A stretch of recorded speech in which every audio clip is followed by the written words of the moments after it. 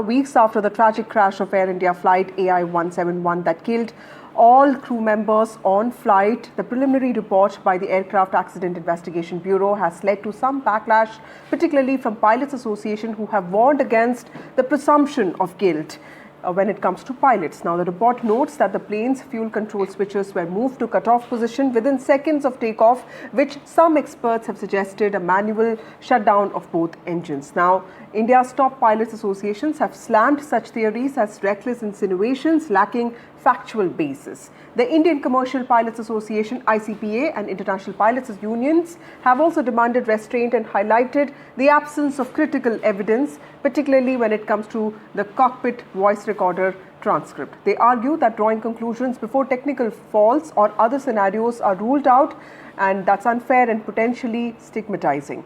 The aviation community is also questioning gaps in the report and warning against dangerous precedent of prematurely blaming crew members, especially the pilot, without full investigation. Air India CEO Campbell Wilson had pointed out that the preliminary report of AI-171 crash found no mechanical or maintenance issues with the doomed aircraft or its engines, and this was according to the report. A cut in the fuel supply to the engines caused the crash that killed 260 people.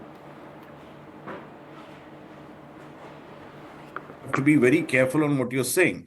One is fuel control switches. You need an intent, you need an action to cut it off or put it to run. Now, you could do that following a checklist. And loss of thrust on both engine checklist demands that you do it.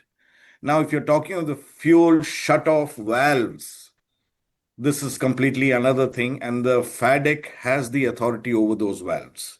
So you see, if you put out bits and pieces of information, these kind of speculation, it will give rise to speculation, and the people are at liberty to interpret the way they feel like.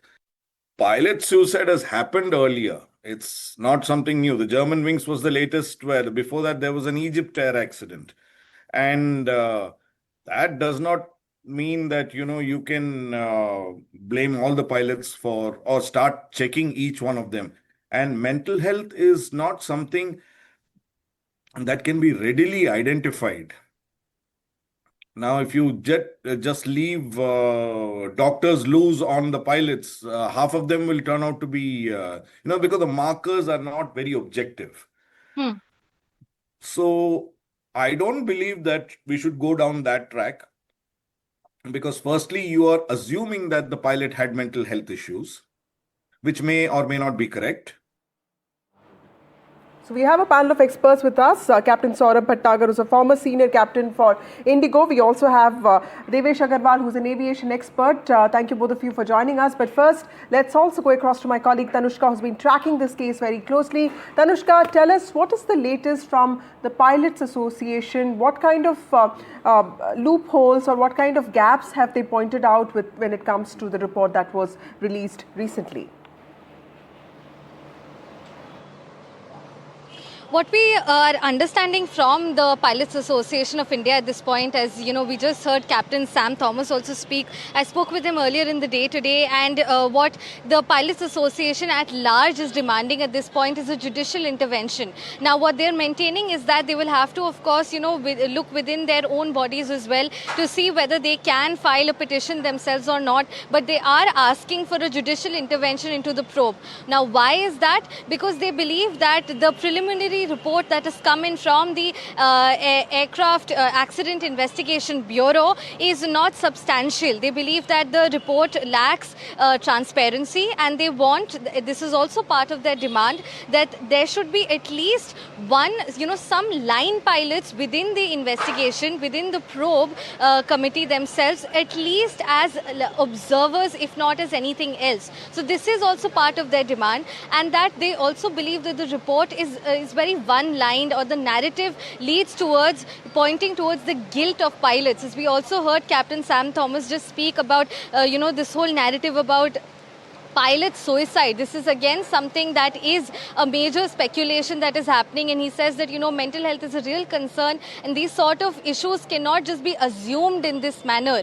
So at large, the Pilots Association remains in dismay with respect to the report. Other than this, of course, we do understand that a statement, or rather a letter, has come in from the Air India CEO Campbell Wilson as well to his employees at Air India. This is an internal communication in which they've said that this, based on the prelim report, any sort of maintenance issues with Boeing 787 and the fuel control switches has completely been debunked. So, you know, it can be seen as kind of an opportunity that the Air India CEO has taken to say at this point that there is no issue from their end. Back to you. Well, Tanushka, the good part is at least the minister has also clarified that this is just a preliminary report, and we probably could expect much more insights and much more understanding of what really went wrong in the final report that is also expected to come out soon.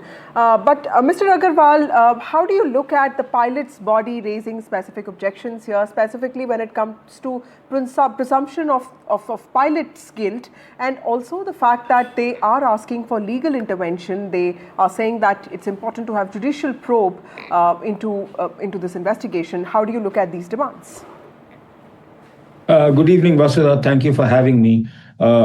Coming to what the pilots are asking, see, in a way, I agree with what the pilots are saying. If you see, the report of the AAIB does not use the word the switches were moved. It says the switches transitioned from run to cutoff. Now, whether that was done electronically, or mechanically, mechanically would imply somebody has to switch the switches off. It could just as easily have happened electrically and electronically at the back end. So, unfortunately, the way the report is written, I agree with the pilots. It leaves so much to interpretation. It is not funny. And also, but at the same time, I agree that there should be a retired 787 pilot on the commission, because otherwise an active serving pilot will be at the mercy of the Ministry of Civil Aviation for any potential pressure later. To prepare, to ensure there is complete transparency and independence, we should have a retired 787 pilot on it, number one. Number two, I do not agree that at this stage we should get a judicial committee. The purpose of any air accident investigation is to find the reason. And the purpose to get that reason is so that whatever other lessons we learn from this are rolled into future safety programs. Okay. That's very important. Captain Bharadwaj, at a time like this when we are looking at what really went wrong, incomplete crash investigations, there are of course vested interests, there are certain groups of people, there are big companies, there are also pilots. How do you balance public interest with the presumption of innocence, also ensure that there is no stigmatizing of anybody for that matter? All it's Captain Saurabh Bhatnagar and Bharadwaj. Okay, sorry.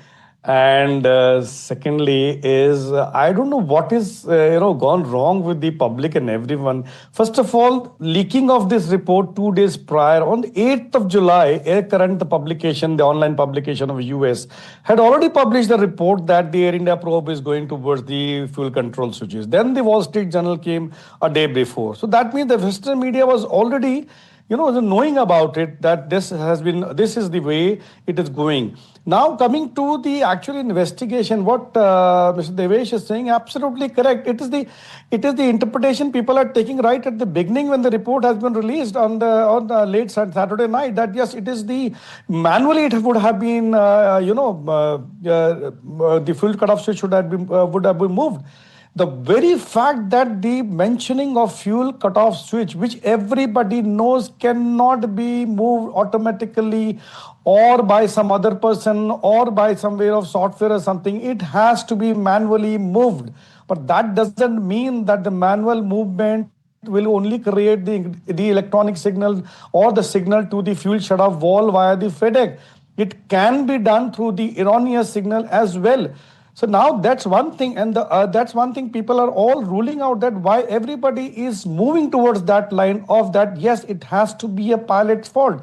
Then on top of that, they're moving toward deliberate attempt and pilot mental health. And it's a narrative is being set, has already been set up, I think, say, without realizing, yes, we have got two aircraft companies, only two companies which make the commercial aircraft in the world and four companies which make engine in the world. What about them?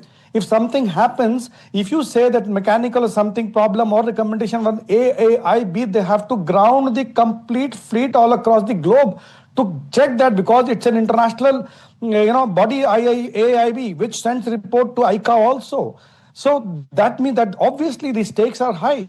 I'm saying yes, the possibility is there. Then that is why the recommendation, the AIB is given a sort of indirectly a clean chit to Boeing and GE at this stage, that nothing is required to be done by them. Why?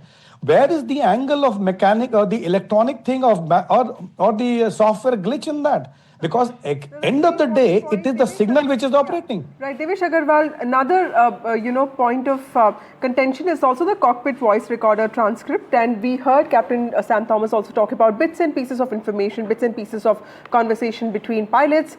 Are there any protocols which govern that as to what needs to be released, and when the full report comes out, what can one expect?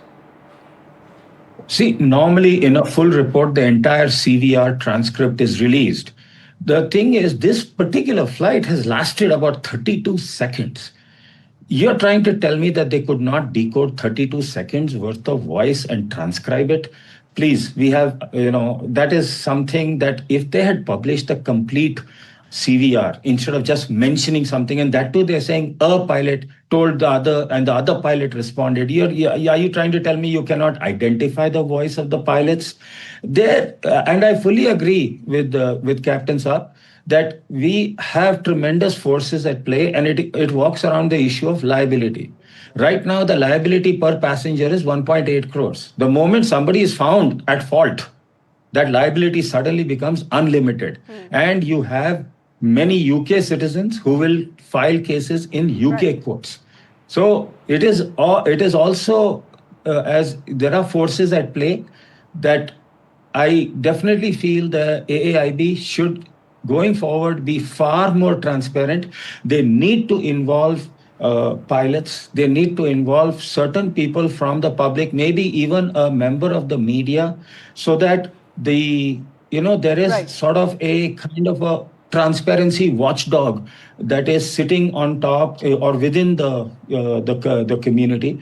And I definitely feel that they should be giving more and more updates, a CVR update and things like that. I mean, the way the report is written information is needed, is what you're saying, right? Thank you so much, both of you, for joining me on this broadcast. Completely out of time. Restraint is what our panel experts have also been talking about, especially in the absence of definitive evidence when the probe is still going on. Rushing to conclusions about pilot intent will not only dishonor the dead, but also in some ways risk derailing trust in aviation investigation, something that we all need to be mindful of.